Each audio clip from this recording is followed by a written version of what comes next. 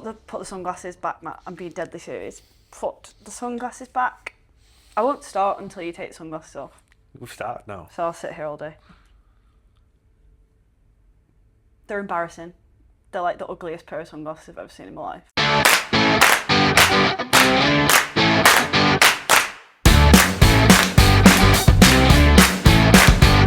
Hello and welcome back to Simbin Sessions, your new podcast in the world of rugby league. I'm Meg Wellens. I'm Matt Shaw. And it is episode 3, can you believe it? Matt, I guess we've got to start with the fact that, as you can tell by his face, Matt is severely hungover. Matt? Bit offended, because I think I look good today. But Well, you don't, and because it's because you're hungover. Tell us more. I just had a few too many to drink. Regretting life decisions. It was Man of Steel last night. It was, which we will get on to. And I decided before I got there I was getting on it because I've got the day off work. I'm excited. Yeah. Recording with you. And I had a few too many. And You now did. I'm, And for done. clarity, I told him at the time, maybe you're having a few too many, and he, in want of better words, told me to get lost. No, I'm not. Meg is in a foul mood today. Foul mood. It started about 18 hours, maybe a bit longer than 18 hours ago. I gave her a lift to a apartment where she was staying. So I was staying at my cousin's because I was going to the Man of Steel Awards, and it was good because my cousin lives in Manchester, so I was like, brilliant. Get in Matt's car, and he goes, oh, you're getting to have a glimpse of the jacket? And I went, what do you mean? And he went, the jacket I'm wearing to the Man of Steel Awards. I get in his car and I say, I hope you're taking the mick. You did Because say that. I said it in stronger It was- language, because it looked like he'd got a matching jacket to my dress, and I was fuming. Like literally the same colour. Like actual same colour. So I said to him, you're a journalist. What journalist wears a green jacket, you I was loser? wearing this beautiful crushed velvet, dark green jacket, and Meg's dress was the exact colour. the exact same colour.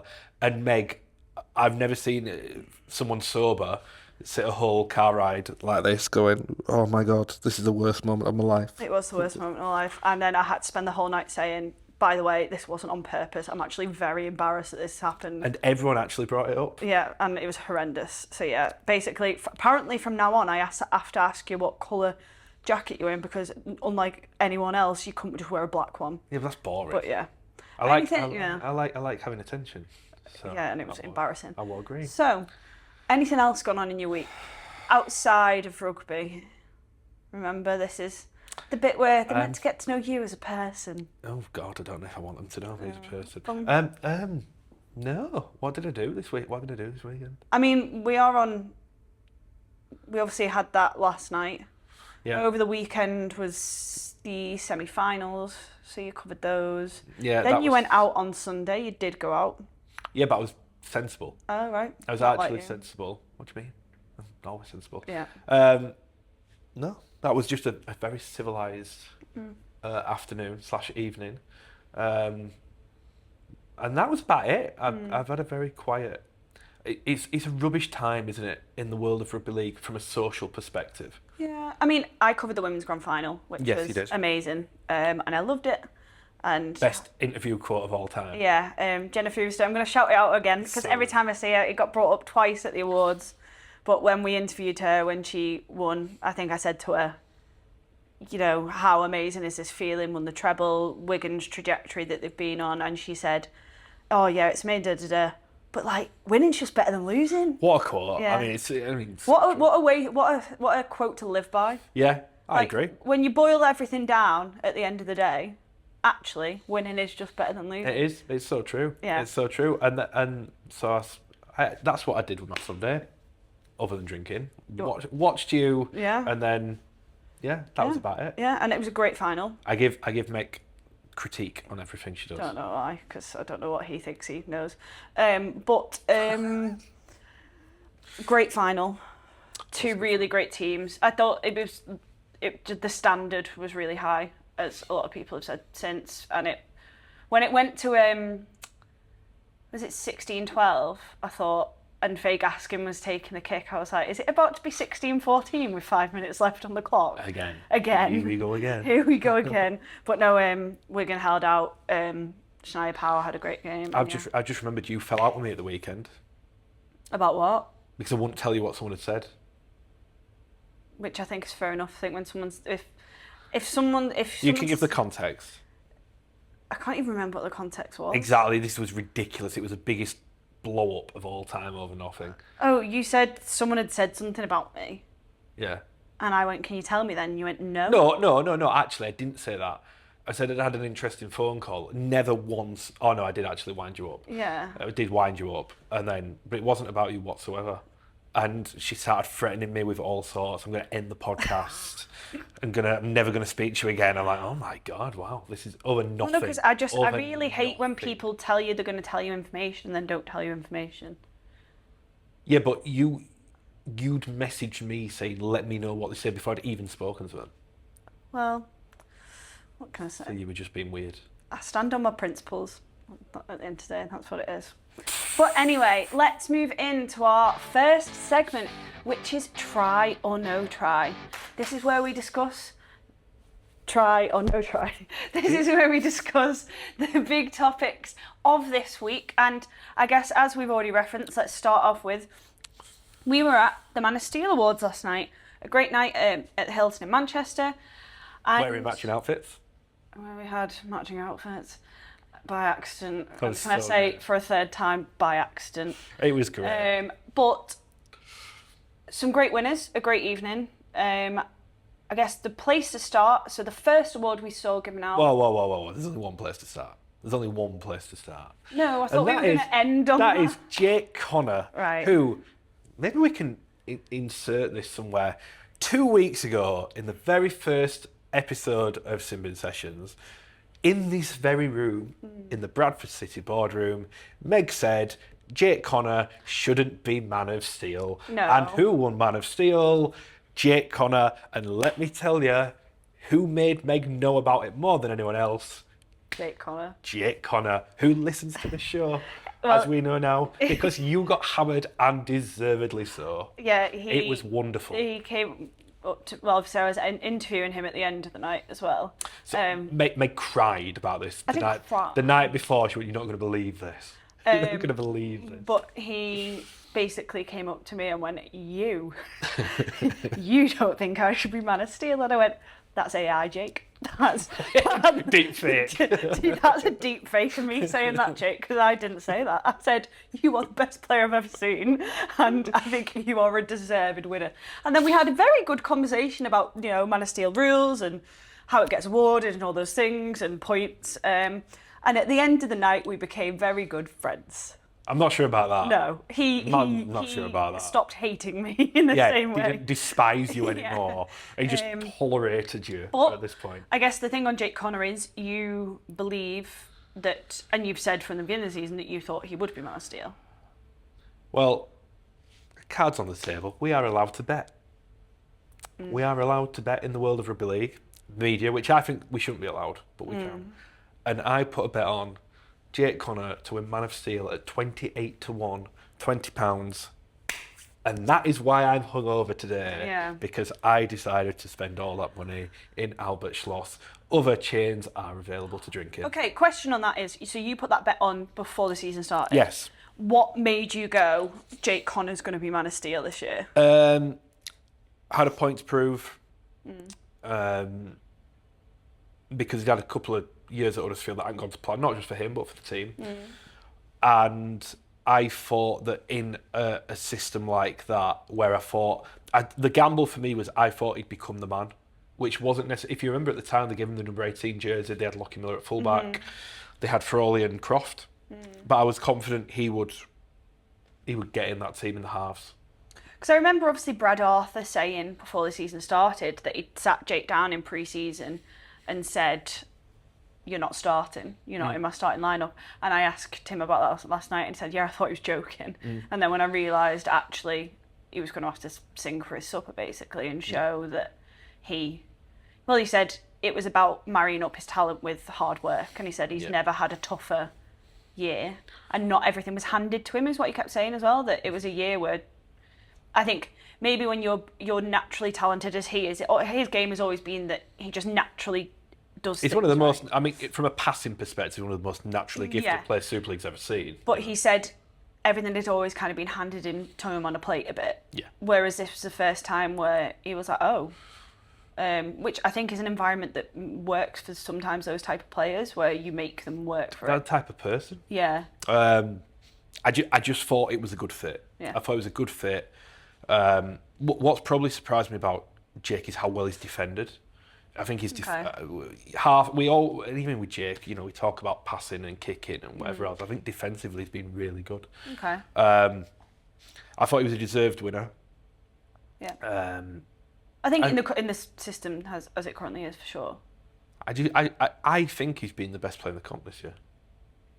Over the course of 27 rounds. Well, exactly, that's what I'm saying. We had the conversation last week. Yeah. I think the best player in Super League is Bevan French. Okay. However, he's missed a lot of games. I think over the course of 27 rounds, Jake Connor has been Super League's best player this year. If Jay Field would have won it, do you think that would have... Like, I don't think anyone would have been saying, what a travesty. If Jay Field had won it, you would have enjoyed that conversation with Jake a lot more. I told you. Yeah. No, because Jay's been very good. Yeah. Jay's been very good. Probably his best season. He played very well in 22, didn't he? Very well in 22. I think this is his best season by far. I just think he's evolved as a player. Defensively, he's far better than he used to be. That tackle on Trout last week was ridiculous. Yeah. No, it wouldn't have been a travesty, but I do think the right person won the award. Which is really funny because I said this anecdote to you after we sat in the press conference after Wigan got through, and it was Cade Ellis with Matt Pete, and we were on about the tackle that he made, and Cade Ellis goes, yeah, you just... Something along the lines of, you don't think of full-backs making those defensive plays. Yeah. And I was laughing to myself thinking, Chris Radlinski's your CEO. It's the evolution of the fullback, isn't it? Yeah. If you go back to that era, Yeah. where the early noughties, when it was Chris Radlinski, it was Paul Wellens, and to a slightly later on, Zach Hardacre was Zach Hardacre was probably the move. He kind of was the branch between because the two, he was right? I mean, he's still a great player now, but he's not playing fullback. But he was an unbelievably good defensive fullback. But then he was very good with the ball as well. Yeah. And Paul Wellens and Chris Radlinski were too. They were very good at support play. I think they always get attributed with their defensive play because they evolved that side of the fullback role. Well, it became this last line of defence thing, right? Of complete and utter. Sure. Chris Radlinski or Paul Wellens is not letting... If you get through, it's not done because they will do everything in their power, and most of their... Not most of their highlight reels, but is them making ridiculous defensive plays. Sure. And then the other one, the other fullback we always talk about is Sam Tompkins. Yeah, he was the first of, I would say, the modern fullback. Yeah, I would. Some of the stuff he was the first third halfback. Freakish stuff. But anyway, on to the other awards. Eva Hunter, Woman of Steel, she's had an incredible year. She's scary to watch play. The amount of tries she has scored as a forward is just unbelievable. I tell you what, if I'm completely honest, I don't watch a lot of Women's Super League. But what I did notice watching the grand final was the standards shot up. 100%. Shot up. Like, and not so much in terms of physically or anything like that, but I think structure and systems is way better than it was even last year. And what's scary about that Wigan team is they are all very young. The three nominees were, I think, 18 and 20, something like that. So scary. A lot there. Then I think the other award to maybe touch on quickly is Young Player of the Year went to Harry Robertson, which is very deserved, but I think a lot of people were shocked by. Probably because Lewis might have made a dream team. Yeah. And Harry didn't. People assumed Lewis had... And listen, I think both would have been completely deserved winners. But Harry Robertson is going to be some Quick player. one on that. Who votes for... How's that voting work on that? I'm pretty sure because most of the other awards, it's coaches who vote. The coaches definitely vote for Coach of the Year. Yeah. Man of Steel, we know how that works. Yeah. I'm not sure on Young Player of the Year. Yeah, but there's potential that is a vote of... So I think, look, Harry Robertson has a career that's only gonna, and as does Lewis Martin. Let's be honest, as does George Flanagan, as does Junior and Sember. All of them. I always find Young One a hard one because all of them are doing something incredible at their age. I think I'd like to. wish I'd have looked at this before we came on the pod, but the list of players that have won that award, it's a pretty esteemed company. Yeah, it There's is. some seriously good players who've won that. Yeah. And yeah, Robertson's, he's special in. Yeah, he is. I mean, Special. There's highlights of him from back in the day playing for England at 6, and it's like, I think England under 18s or whatever, but like, it's freakish. Going off on a tangent ever so slightly and Yeah. coming back, I'd love to know what Centre's plan is for him. Like, where do they play him? Because he's great at centre. He is, but he's not a centre for me. No, he's too good long term to play centre. With the greatest of respects to centre. It ultimately depends who they're putting at 7 for 2026 is where he fits. But I just think he has to play in the halves at some point. Yes. You've got Wellesby at fullback. Yeah. Which, as we've seen, isn't the move. I'd love to know where they're going to play him. But he has to move into the halves at some point. Yeah, 100%. And I guess the other big topic of the week is that Jared Waerea-Hargreaves is free to play in the grand final. Matt, discuss. Brought by Matt Shaw. Okay. Anyway, moving on. Sorry, I just like to every now and then. I've no idea how they did. Well, no. I say I've no idea how they did it. Do you not just think that it sums up the absolutely ridiculous system we've got in place? That the tackle gets reviewed by the match officials, and he is not even penalised. Match review panel grade it at C, and then a tribunal goes, "There's nothing in it." Yeah. How can 3 different setups that are all working under the same guidance come to different conclusions? That to me says that the whole system is not fit for purpose, because there's no way, if things aren't grey, and what's that word I like using? Ambiguous, thank you. Outside joke. Then it would be easy to all come to the same conclusion, and they come to such drastically different conclusions. It makes a mockery of the system. I think for me it's more that I never thought it was a grade C, but I thought that he had towed the line so much that he was a point away, right? Yeah. So when Benison had failed his head injury assessment, I thought, oh... Well, he got to see off the back of the fact that he failed. Because he always gets upgraded. Right. But it's a nonsense. But then... I've got to admit, watching the tackle back, like, he makes contact with the head. Yeah. And I thought he should have been the penalty, to be honest. I did, yeah. But I didn't think it was worth any more, because I didn't think it was high force. Right. I thought it was quite a fleeting... When it happened, I was really, really surprised Benison failed his HIA. When it happened, though, and I thought, oh, could be something in that, just because Benison had gone down, and I think it was because he kind of came in with his arm. Yeah. And I thought, but then the other side of it for me is, so Jared's got this one game of his career left. If they're saying that should have been a sin bin, then it goes back to your point of all the parts aren't marrying up, because he is almost getting punished by not having spent 10 minutes on the sidelines. But the other thing in this is, let's say that we're saying it should be a sin bin, which the tribunal are saying it shouldn't because they haven't charged him whatsoever. Yeah. But right, but when they originally charged. right, that means it should have been a sin bin, Yeah. which means that foul play would have persisted, which means St Helens would have St. Helens- activated their 18th man, which would have been Jake Wingfield, which opens up a whole can of worms of... We can't, as a sport, we can't get these things so badly wrong, but we do. Well, even a penalty would have been enough for 18th man, wouldn't it? Yeah, because it's foul play. Yeah. And play. but which I think would have Saints going, yeah. And look, he's going to play, which I think is a good thing for the game, in that someone who has been in the game for a very long time is going out in a grand final. I agree. And I do think it maybe also brings the point that this point system can work, but should it maybe be a season thing, and end of each season, points go? Well, and I know you're going to argue back and say, well, if you did it early in the season, you've The only thing with that is, I get your point. I think it's it's just a 1 year thing though, because it's not, because say what you're going to say, but it's not, because it lasts. The points don't get cleared at the end of the season; they get cleared after 12 months. Yeah. So next year, at the start of next year, these bans, little one gamers here and there, will be at the start of the season because people have already got the points. Yeah. It's just this year because it's the first and it's an accumulation. But my point is that if they're still picking up points early in the year, So yes, some points will drop off at other points, but they'll already have started picking up points again. Yeah. So they're going to start getting like ridiculous bans at the start of the season because they picked up 1 point. But I still think you're damned if you do, damned if you don't, though, because we were at a point before where you got a grade A and it was a 1 game ban, or a grade B and it was a 1 game ban. Well, I think there's surely just a better system. But we're now at a point. Well, I don't know if there is. What do the NRL do? I don't know. I'm pretty sure they don't do this. But grade B, you would get a 1 match ban for a grade B before. Well, now you can get a grade B and not get a ban for the first one. It's if you do 2. I actually quite like the system.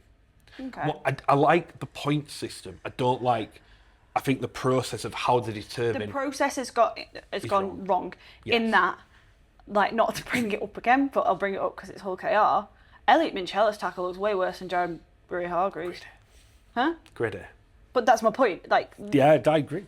How is that a grade A? But this is where the frustration is, right? Because we look at those 2 tackles and can very clearly see that the Elliot Minchella tackle is worse, and yet that's a grade A and that's a grade. And people now, there are reasons because of the failed HIA, but the outside go, what? The only thing I'll have on this as well is I've always had a slight issue with the injury element of it, in terms of, so I imagine they might have argued that because there's other stuff that goes on that tackle, you can't 100% say when John Bennison gets the head, because someone said something about him hitting a knee or something else. But I can't remember who got banned, because I think Morgan Knowles got a really big ban because Mike Cooper got a bad injury. Good question. And I think they said he'd done a hip drop there was on him. There was one on when Willie Isa had that horrendous injury, and was it Nixon Putt maybe, or Sylvester Namo got a massive ban off the back of it. But the whole thing of like injury determining length of ban, I kind of understand it, but I'm also like, there is also just freak injuries as well. Yeah. So like, if someone's getting a massive ban because someone's broke the leg, like, I just think it's like the Reece Martin one, right? Yeah. Which was a high tackle, don't get me wrong, but was it worth too much ban? You mean but Saints were without Morgan Knowles. I get it. I completely get it. But was it that horrendous a tackle? Yeah, it's compared to other things we see. Yeah. I just think the system's not quite right. They've not cracked it. No, I like the point system. I think the point system is fine. The inconsistency between refs, MRP, tribunals is out, and it has to be addressed. I actually think the first thing to sort it out and address it is similar to video ref, is that who are you not ruling in favour of, but what if there's someone going in wanting to make a point and give big bans, and then there's someone else going in who doesn't want anyone to get a ban, and then there's someone else going in with somewhere in the middle. That's what makes it difficult, and that's why the process has to be so clear cut. Yeah. So that thinking doesn't even come into it, would be what I'd say. But at the end of the day, Jared Waerea-Hargreaves is playing and potentially will make history with Hull KR on Saturday, or not. We'll watch Wigan make history. Either way. But yeah, and I guess that moves us on to our next segment, which is Captain's Challenge. This is where one of us puts forward an argument for something, and they will have 2 minutes to put their argument forward. Then the other person gets to debate it with them, and we want to know in the comments who you agree with. Also make sure to like and subscribe. This week it is Matt who is putting forward his argument. This is going to make people explode. Is it? Probably you. So what is the argument you are putting forward? And I'm just getting the timer ready to time your 2 minute spiel. Okay. So do we go? Say what it is, and then I'll start your timer. Are you ready? I don't know if I'm ready. I feel like you're going to lose the plot. Okay. I think next week Bradford Bulls will be promoted to Super League via the IMG gradings, and they deserve their place in Super League. Before we start, to clarify, are you saying they'll be in the 12? Yes. They won't have to go through panel, they'll be in the 12? Yes. Okay, your 2 minutes starts now. Right, so there's a lot that is said about Bradford and the financial issues that they've gone through, and people go, how can you do that? We'll get on to Odsal in a minute. The financial issues are years ago. Years and years and years ago. That is a stable club now, and ever since really, and very polarising figure. Since Nigel Wood went in, one thing you had to credit him for was the fact that he stabilised that club. They didn't overspend, they didn't do anything. They've been stable for a long time, and that's reflected in the IMG rating. Odsal, right, okay, it's a dump. I will say it. It is a dump. It is horrible. However, it is not Bradford's fault that they have gone by the rules of IMG gradings and ticked all the boxes in terms of hospitality seats and this and that. They've just followed the procedure, ticked all the boxes, they'll get full financial scores. It is a flaw in IMG, not in Bradford. They've been consistently pretty good in the Championship. I think they've got to the semi-finals 3 years running. So, 1 minute to go. So they've been one of the better teams over a 3-year period of time. They've never won it, but they've always been there or thereabouts. And there is potential with the Bulls. And we know what fan base they had. Do I think they will get back to that anytime soon? Absolutely not. But there is an appeal, there is an attraction about Bradford, and I think when you weigh it all up, they would be a good addition to a 14-team Super League. You've still got 30 seconds. That's fine. You're done. Okay. So I'll start with where you started, which is finances. And what I'll say is that we were told that the panel for the 13 and 14 is that any team coming in requires further scrutiny finance-wise because of what occurred with Salford. But what would happen with Bradford coming in the 12 is they would go under no financial scrutiny any more than the other clubs that are already in, which I do think is an issue if you're a Championship club coming up to Super League, who is going to have to sign squads and put match days on that are of Super League standard. If you get to come in without the financial scrutiny that this is meant to provide, and this is the whole reason why we're doing it, right, is, I think, for me, it's an issue if you're being promoted without that scrutiny. Don't disagree. Right. And then with Nigel stabilising the club, I'm sure I don't know too much about what he's done there, but I know he's like, people at Bradford like him a lot. I think with your point with the IMG ratings, it's more about a perception thing for me in the way that Bradford are. So, for example, it's pretty well known that Bradford are condemning part of their stadium. Yep, they are. So Bradford are condemning part of their stadium, which boosts their score. Utilisation score. Which means that there will be the standing part of Odsal. I don't know if you've ever, like, when we used to stand back in the day, it's where the away fans stood, right? I've stood there. And it's horrible place to watch rugby league. Horrible. I think from memory, Jamie Foster was on the wing for St Helens when I went to watch there. But anyway, that is a while back. Yeah, showing your age. Yeah, but I think, and I understand what you're saying, but one of the people who enforces the IMG gradings has just left the club, at which is going to manipulate the IMG gradings. You tiptoeing a bit here. He doesn't. He's not on the panel. But he's a chief executive director. Yeah, but he's nothing to do. Nigel Wood has nothing to do with IMG gradings. That's IMG.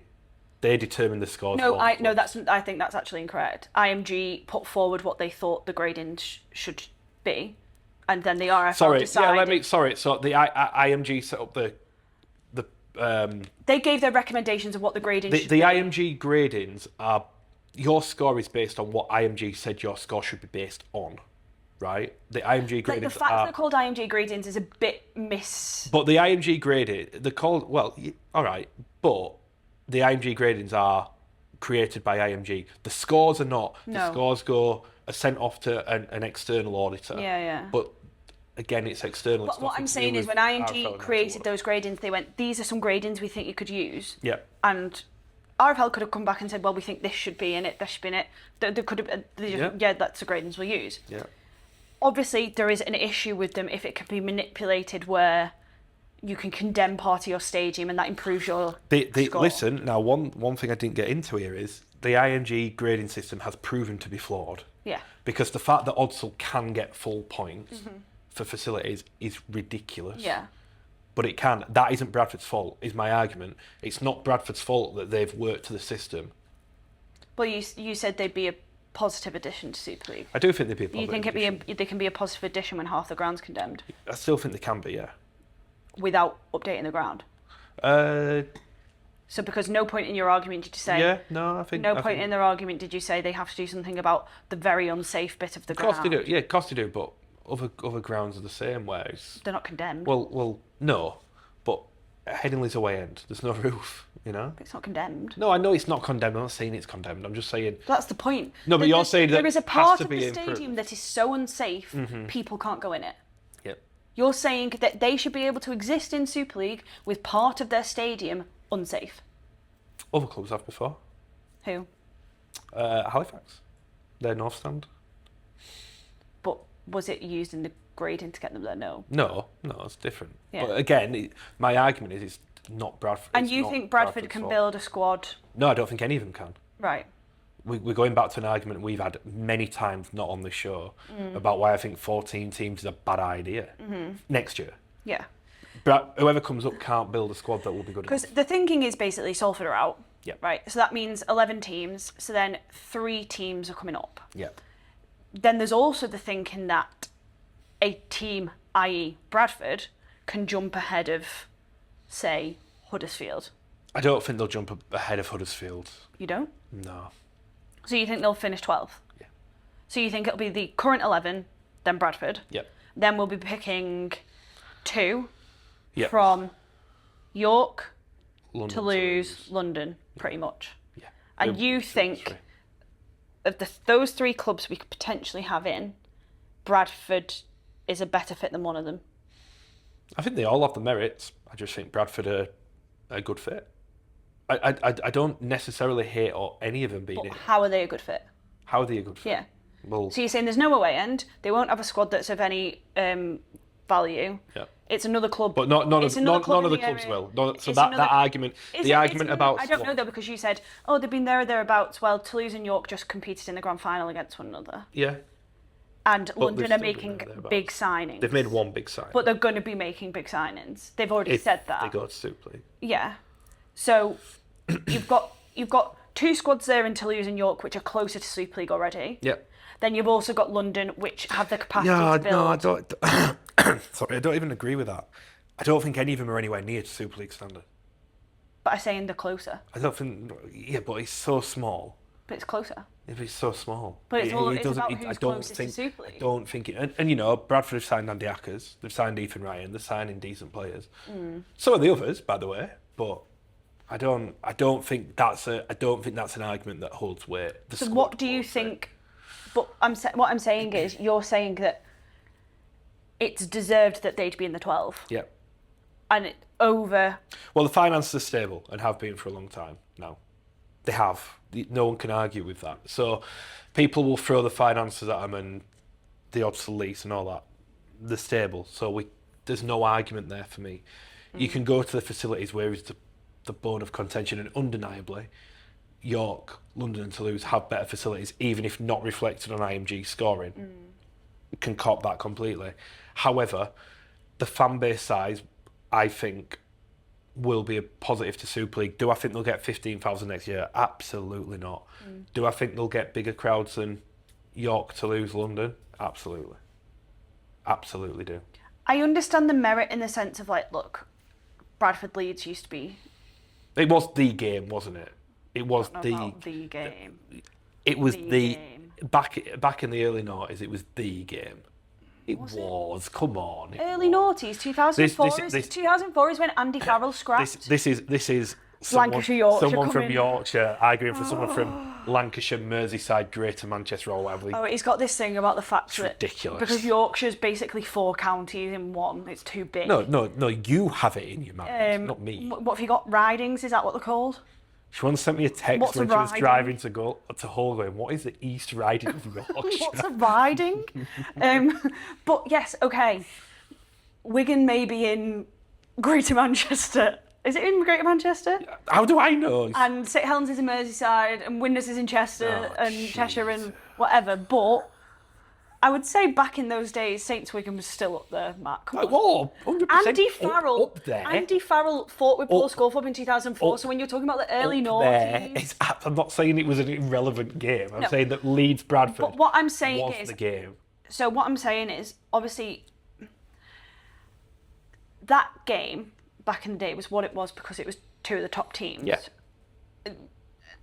It always loses a bit of when one is going to be a top team and you're saying the other one can't compete. Yeah. So the Leeds Bradford rivalry is going to be a bit. But I'm thinking long term here. I'm not thinking just next year. I just think you've got a team that has been in York by far the best in the Championship all year, won trophies, had a record-breaking season, growing the crowd, great facilities, in an area that is untapped because, as Mark Applegarth said at the Man of Steel Awards, they do not have a top-level sport team. Don't remember that. Well, he did say that because I actually pay attention. Probably drank too much. York is an area in which they don't have any team in the top level of a sport, so to do that with Rugby League would only grow it further, and they've got a great women's team as well, which I do think should be taken into account.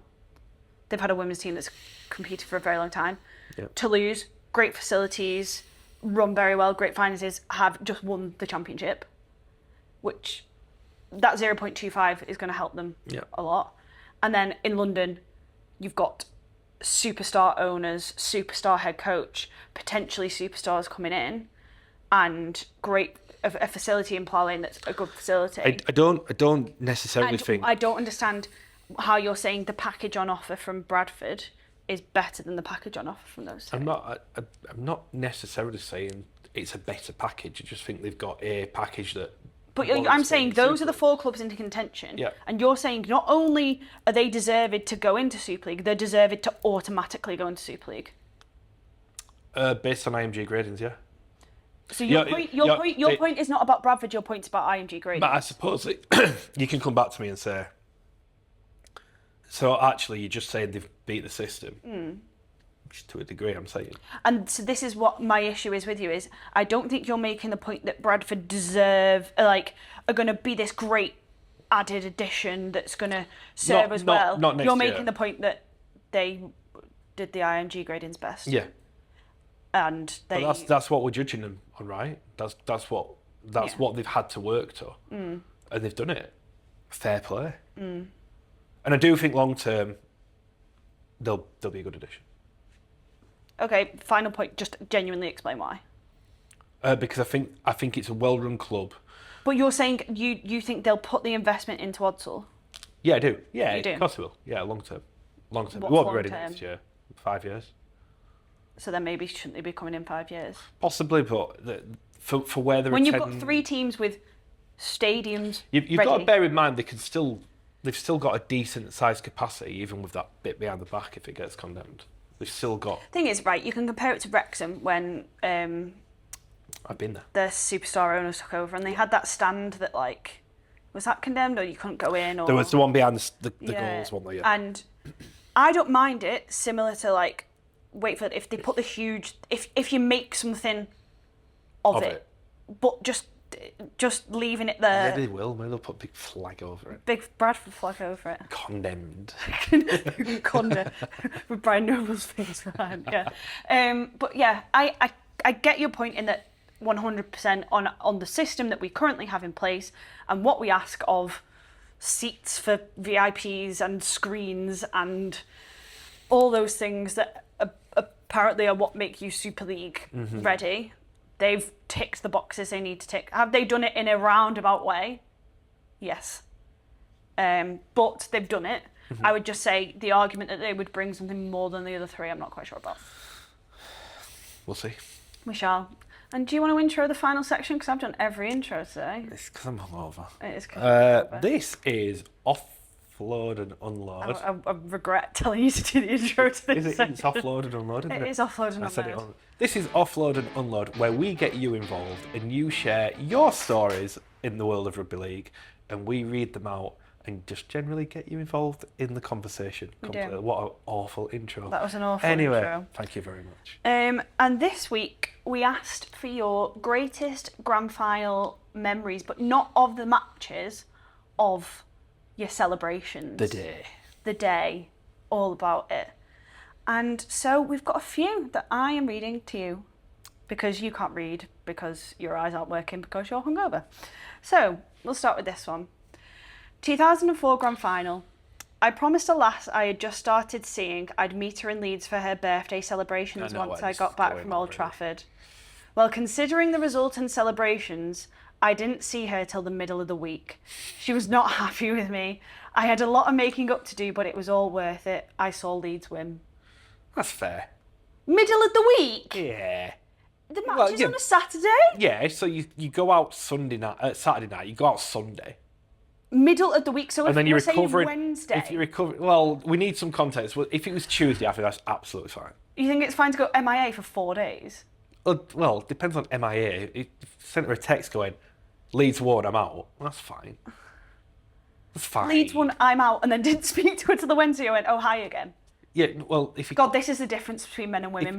God. If he completely ghosted her, right. that would be... Although in 2004, could you really ghost? I don't know what phones people were using in 2004. Pay as you go back then, wasn't it? Pay as you go. You had to keep it under 140 characters. characters. Motorola flip phone, the pink one. I had one of those that it wasn't an actual flip, it rotated up and round. Oh, I did have one of them, but then really and then thin. Everyone obviously got Blackberries after that, but that was later on. Not Blockbreak again. So but I think that's like he'd have sent her and sending the text, he'd had to do every letter. Yeah, sending the text. So exactly. So it's hard work that. Yeah. I think so long as he didn't completely ghost her. Yeah. So long as he said, look, they've won. I'm out tonight. I'm going out tomorrow. I'm going to be hungover Monday. So I think that's completely reasonable. Okay, this is another short one. So, 2022. So recent. So that was the year... Saints' last win of a league. 4 times, that one. Wellesby. 4 times. 2002. It was after the game and I had walked outside the stadium and BBC Sport were doing interviews. However, I was half cut. It's fair to say that people watched that interview back of me making a complete fool of myself. Yeah. Like you last night. I imagine if a camera there was interviewing you, then you'd have made a fool of yourself. If I'd have asked you to come and do my camera, it wouldn't have been good. But have you ever done a drunk interview? I've interviewed people drunk. Have you? I don't think I've done a drunk interview. I'm not normally interviewed. Not important. No. Other than when Dream Team, where you had to film me getting interviewed. Yeah, but anyway. No. That is the classic drunk person thing, though. They see a camera and they go, "Oh." Yeah. No, I don't. Speak to me. I was always that guy in nightclubs that were like, "Oh, get the photographer and take a picture." The worst. I've got 15, no exaggeration, 15 key rings of pictures from nights out. Never use any of them. You're so much older than me. Key rings. I'm literally 4 years older than you. Key rings, though, in a nightclub. Yeah. Oh no, that. The photographer used to cut. So, photographer would take your photo. What? Do you want it on a key ring? Like, yeah, it'd be great. Oh god. Never used any of them. Okay, and the final story I've got from, and then I'll ask yours is. Oh, you put me on a spot, anyway. Sorry. So this was at a Saints Leeds grand final, back in the time when... Is it a Saints fan because they probably do all blur into one because they lost them? Sorry. 5 in a row. It is a Saints fan. Oh dear. Somehow, some Leeds fans had ended up sat with them in the Saints end. Right. Gets to the end of the game, and obviously Leeds have won again. Their point of view of it is that the Leeds fans start chirping at them, and it starts a bit of a scuffle between two sets of fans. And this one guy and his brother are in the scuffle, and they're trying to break it up and get it to separate. And to try and break it up, one of them grabs one of their hands and starts to squeeze it to try and get them off someone, basically to make it that they let go. Right. And the way they explain it is that their brother starts going to them, oi, oi, oi. And he's like, what? Because he's trying to break up this fight. It's like, that's my hand. Oh. So this whole time they're trying to break up the fight and thinking he's squeezing a Leeds guy's hand. He's just squeezing his brother's hand and nearly breaking his brother's hand. Brilliant. So, yes, that is another one. What is your favourite grand final celebration / memory? I've not really got many because... Okay, maybe not celebration because we work them, but what would be I think I only went to one... See, this is really weird because I spent my life growing up, going to big games, but obviously Matt supports Halifax, so he never got to go to big games. So my first grand final was probably 2000. Do you know the first game I ever went to was a playoff semi-final between Halifax and Saints. Was it? 1998. I was 2. They lost. Yeah. Good times. Your first grand final was what, 2013? 2013. Which is crazy to me. It was Wigan, Warrington. And I only went because I got free tickets because I'd done work experience for the RFL at the time. Right. And they gave me some free tickets. But what do you think should be your favourite grand final so far? Of the, what now, 12 you've done? Yeah, 12. Good question. Oh, God. No, there's an obvious one. 2020. 2020. Really? In terms, just because of how it finished? The whole... Okay, what about Old Trafford experience? Like, actually at Old Trafford? Because you've talked about Jack Wellesby before and that moment. And... Yeah, that was definitely the best. It's so hard because you're just working. You don't...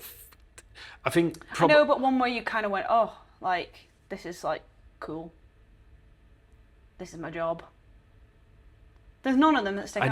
I never really... I don't feel like... I don't really have pinch me moments about the job. 2013 would have been Wigan. Wigan Warrington. Then Saints Wigan, 2014. 2015 was Leeds. Yeah. 2016 was... No, that was... Which one was cast? 2016 or 2017? So 2016 was Wigan. The thing that springs to mind, but it's purely work. It's not a... It's not... okay, though. So, it was last year. So we were all in the mixed zone, which I hate. I like the mixed zone. I don't like it there because it's like weird. And you're just out of the way and it's rubbish. But I enjoy a mixed zone more than others. Actually, I've got two. And I just got fed up with it because they weren't bringing people in. I'm like, this is boring. I'm not going to get a story. So I left and, well, you can't leave. I'm like, I can.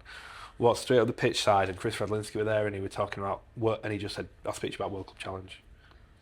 So then I got that story and everyone else got nothing. Right. And it wound everyone up. So that was good. The other one was 2022. So Saints Leeds. Saints Leeds. Rowan Smith's Leeds. Yeah, Rowan's. Wow, what a time. Yeah. And it was well known that Paul Wellens was going to be the new head coach of Saints at that point. Yeah. We were all in the tunnel, and he walked out and he sort of nodded at us all and went, "I'll see you next year." Never gonna see us. Like, yes, we'll see you. And he like, what? It was just funny. Yeah. That was just a funny memory. Yeah. Not that funny, really, is it? Yeah. But yeah, I think for the press, the grand final's quite hard because you do enjoy it, but you don't get to actually. And I've never stayed over for a grand final either, so I've not. See, the thing is, I grew up going to them. I think maybe mine is that like I'm from a very big family. There's a lot of us, and on both sides I've got a lot of cousins, and so every grand final we go to, we'd take at least one coach. A coach? A coach. So like... An actual coach. Not like a minibus, a coach? No, coach of like 40 odd people. Your family? Well, my dad's one of 6. Oh, and then obviously they've all got kids and then you invite friends and everyone's invited their friends. So like we'd have at least one coach. I'm pretty sure we've took 2 at times. Right. Of like 100 people. What on earth? But like to just memories of going on those coaches, and it would be like everyone sings karaoke and and obviously if the one that's supporting wins, then the drive home is like a yes, of course. I don't know, rowdy, yeah, and rowdy. Just it's feral. fun. So that's my memory of them, is just those coach journeys. Yeah. Which I do think I love our job, but there is you have those odd moments of like you don't get to do those little. I don't normally get it because not many of my mates actually like rugby. Yeah. But there are times where, because my dad and my brother and my mum all go to to Fax games, and I'm like, so my favourite memory is like watching facts, but I cried. Yeah. It was actually not when they won the 2010 grand final. They got beat. No, they were getting beat at Widnes in like it was like £1 million game style game between Championship and League One, and they were playing York, who had Danny Brough, who destroyed us. But we were losing by 4 points or something, and he went for a 40-20, and Ricky Sharif battered it back in. Right. He scrambled across, so he didn't go out for a 40-20, but didn't look who was around him. There was was only... this the famous try? No. Oh. There was only York players. The York player just picked it up and went and scored. So 2 scores behind, I started crying. And then this unbelievable fight back scored like 3 tries in 9 minutes. And I just cried. I was 13, it's a bit embarrassing. Yeah, it is And then embarrassing. Jamie Bloom gave me his boots and I kept there you crying. go. Okay, final quick, and it's a quick fire one. If you could have attended one game, not even as a fan, but just not press, but to have been at the game and experienced it, what game would you have liked to have attended? And it doesn't necessarily have to be a grand final, but yeah. From a purely selfish Halifax Yeah. point of view, the 87 Challenge Cup final, Okay. when they beat St Helens, Right. John Pendlebury with the greatest tackle, forget tackle 52, John Pendlebury with the greatest tackle of all time. That would be probably because I hear about it so much and everyone in the town speaks about it and I wasn't alive. So that would be the game. Yeah, that's the game that I'd pick to be at. I think mine would be Saints' World Cup Challenge win over Penrith. Yeah, get that. Even just to have, because I remember working it, and suddenly when they won, my laptop just started like with work ping ping ping ping ping of like, Yeah. oh, suddenly this is actually a thing and Yeah. they've done something. And I think just to have, one, I've never been to Australia, so I'd love to go to Australia. Next year when this podcast is massive, Then we're in we'll Australia get for you the to World Australia. Cup. But yeah, just to have witnessed, that's the only one I can think of that was like, felt a huge moment Yeah. that I was covering and I thought, God, I'd love to be there. Yeah. Like, there's many a game that I'm like, I sit in the office and I'm like, thank God I'm here and not in the cold. Yeah, I get But that. that's one where I'd been like, It's a God, good I one. wish I was there to see how all that... That's- Because you know those little moments you see on the like pitch and all that kind of I get bits? it. But that's the one. I think not a specific game. This will get brought up a lot on this podcast. I yearn for the days of being able to go back to Toronto. The greatest. We've had your first ever Toronto drop. The greatest. You're all going to learn that experience. Matt is obsessed with Toronto. And on that bombshell, well, what It's not Toronto a was, it's not even a thing anymore. I don't. It makes me emotional. Yeah. It's so upsetting. But on that, Travesty. It is a travesty that Toronto have gone. Anyway. I'm sure we'll hear more about that in the future. But with I that, have some good Toronto stories to tell you. Oh my goodness, do I? Can I even tell them? I don't know, we'll see. You know one of them. Oh, maybe not. Right, and with that, that brings us to the end of our third Simban session. It flew by. Thanks again for watching, and also make sure to like, comment, subscribe, and let us know if there are any topics you want discussing or any offload and unload stories you want to tell. Thanks for watching, and we'll see you next time.